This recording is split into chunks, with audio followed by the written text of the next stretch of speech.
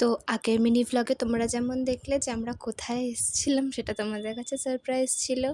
তো এই যে আমরা এসেছি দিদুনের ছোটোবেলাকার বন্ধুর বাড়িতে, মানে আমার দিদুন হবে তারা। মানে ভাবতে পারছো, দিদুনের সাথে তাদের লাস্ট দেখা হয়েছিল দিদুনের বিয়েতে। মানে কত বছর আগেকার কথা না, আর কত বছর পর দেখা হচ্ছে। আর এই জন্য দেখো সবাই কি খুশি।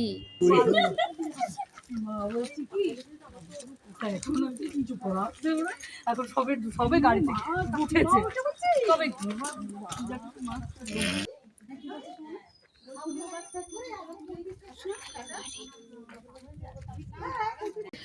আমি বলেছি তো আমি অন্য উল্টো পাল্টা কিছু করব, যা করবো। আরে 3 দিন ছুটি পেয়েছি তাই বুঝতে পারছি না কে কোন লোকটা কোন ছেলেটা কি ওখানে থাকতো।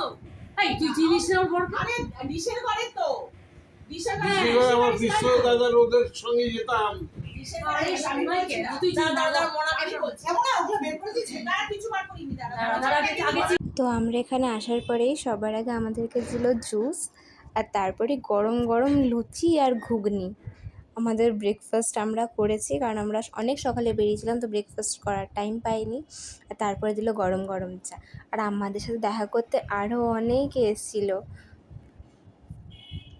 আর আজকাল সোশ্যাল মিডিয়ায় কত ভালো হয়েছে না বলো। আজকে যদি ফেসবুক না থাকতো, দিদুনের সাথে দেখাই হতো না, দিদুনের ছোটোবেলাকার বান্ধবীদের সাথে। আর সবথেকে মজার ব্যাপার কি জানো, এখানে এসে আমারও বন্ধু হয়ে গেছে। তারা আমাকে আইসক্রিম খাওয়ালো, আর এখন আমি তাদের সাথে লুডো খেলছি।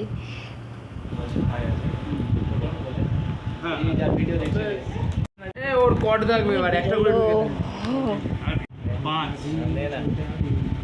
তো আর আমরা সারাদিন কি করলাম সেটাও তোমাদের জানাবো নেক্সট মিনি ব্লগে। ভালো লাগলে লাইক করো। Bye bye.